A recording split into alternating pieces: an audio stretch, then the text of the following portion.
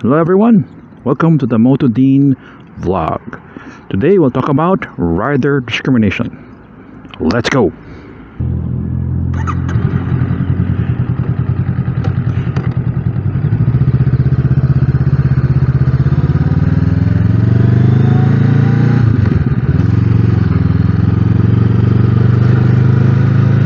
Hello!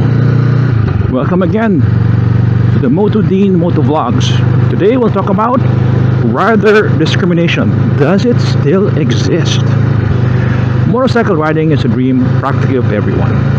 They want the freedom of riding in the wind, just like just bicyclists.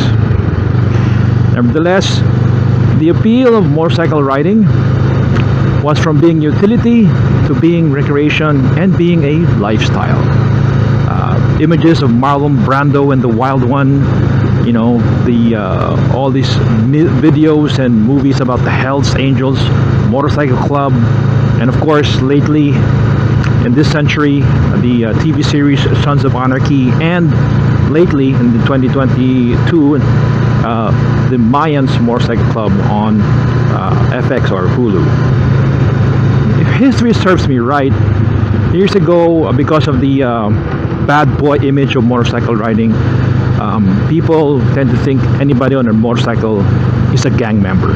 People on motorcycles are rowdy, undisciplined, don't follow the rules.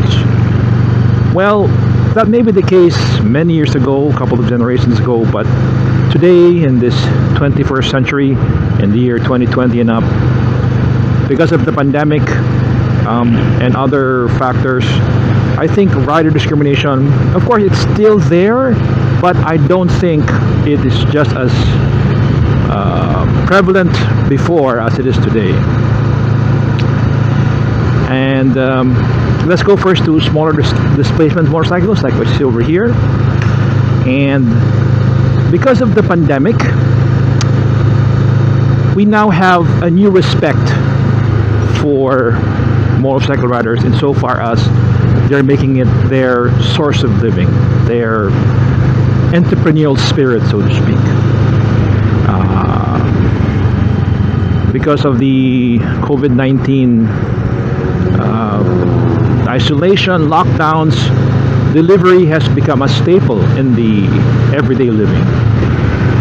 And also because in the Philippines in particular, because of the Amazon type of web services, you know, the Amazon like Shopee and Lazada and other things, people have bought small items and just wait for the delivery, and these are delivered by motorcycle riders. So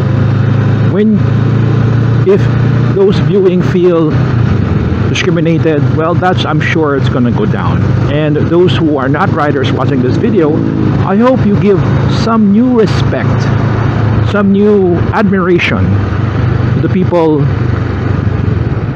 duking it out in the hot sun, in the hard rain, to deliver your iced tea, to deliver your hamburger, to deliver the paper clips that you ordered. Nevertheless, there are motorcycle riders or small displacement riders, those riding what they call the underbone scooters, those below 400 cc in displacement. Of course, there are a few bad eggs out there, those who disregard the rules, don't have etiquette, but I believe and have good faith that they are naturally obedient, naturally good citizens. They're just doing their job, they're just going to and to their destination.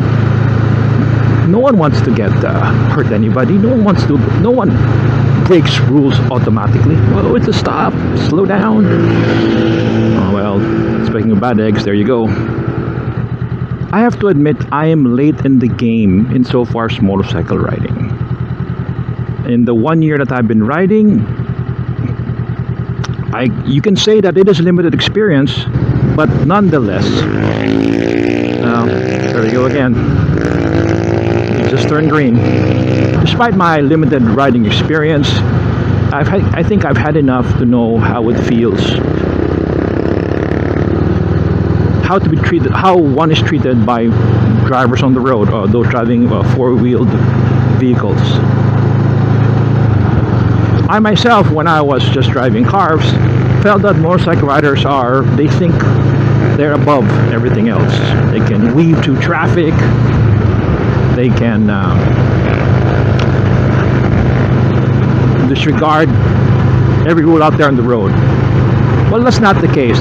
As you can see here, and I've known a lot of people now riding motorcycles, they are good-natured people.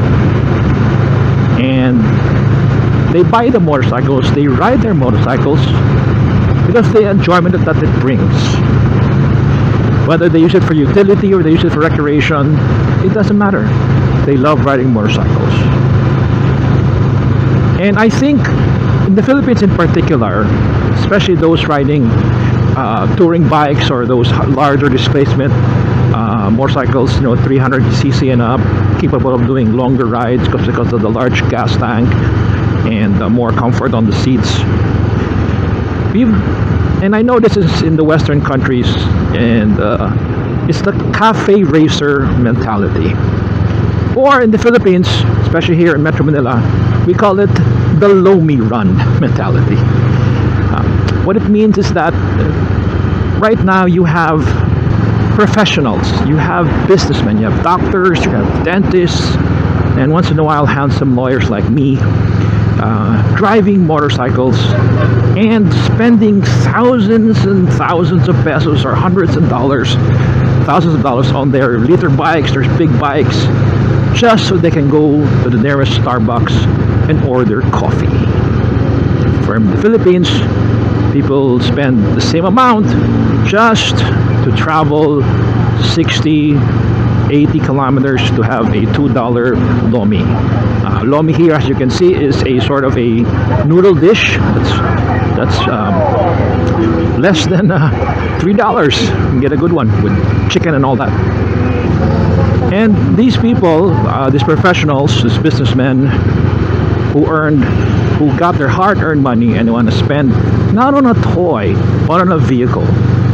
I don't call them toys anymore because the prices of the motorcycles today and the high maintenance cost relative to their size is something that people have to earn to spend for that. Just like the car in front of me, there are several motorcycle models that are more expensive than that car. Of course, as I said a while ago, there are a few bad eggs, a few renegades, a few nomads who feel that rules don't apply to them. And those are few and far between. You also have to realize that to ride a motorcycle, one has to go through a lot of requirements. In the United States, you have to take what they call the MSF course, get your license classification, and so has the Philippines. For the Philippines, to get a motorcycle restriction or motorcycle regulation on your license, you have to pass a course. You have to pass a driving test in addition to the driving a four-wheeled vehicle. You have to undergo a medical exam, an eye exam. So putting the factors together, having additional restrictions or additional requirements for your driver's license, having road through seminars, safety courses, and then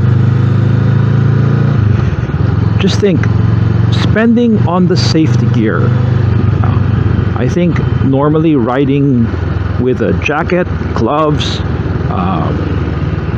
safety riding boots, maybe even a knee pads or riding pants, you're gonna spend over maybe what, $500 at the very least, and of course a helmet.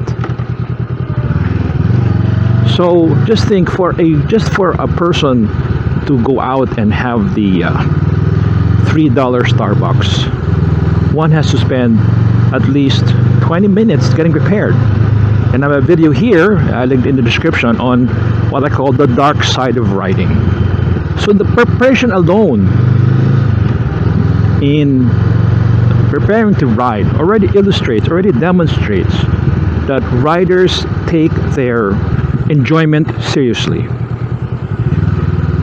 Of course, in riding a car, all you need is your car key and your driver's license. Now, of course, clothes. But even then, as you can see, and I know most of you who are watching are riders themselves, we understand each other. We give each other mutual respect. We have a unwritten fraternity, or sorority if you want to call it, or co-ed association among riders. We greet each other even though we don't know each other. As long as you're part of the biking community, you have only one link in common. See here, this guy, this is a Sunday morning, by the way, as I'm recording this. So this guy is working early Sunday morning delivering breakfast to those who are too lazy to cook. No, I'm just kidding. So those that have felt or experienced rider discrimination, I empathize with you. I haven't felt it myself, but I know people who've had, and I feel it's unjustified. But I think the next year or so, in the next coming, or in the near future, because of the industry and the added government support, because right now the government is adding motorcycle lanes on our roads. The Philippines in particular is having a Philippine motorismo, or tourism through motorcycles. And in my experience, in my limited experience, a lot of restaurants and eating establishments are catering and marketing to motorcycle riders, and of all types, not just big bikes, even small bikes. They understand that motorcycle riders will spend and drive to eat. So I hope this short video will encourage you to stay, to keep on riding, not to give up because you felt slighted, felt discriminated one day. Know that it all changed, and know that all of us riding motorcycles are behind you, using you as a shield. Nah, just kidding. I hope you enjoyed this video. Please explore my channel, and if you haven't yet, please like this video and hit that subscribe button right there on that right hand corner. It helps my channel grow, and it makes me encouraged to make more videos like this. This is MotoDean saying, it's not what you know, it's what they don't know.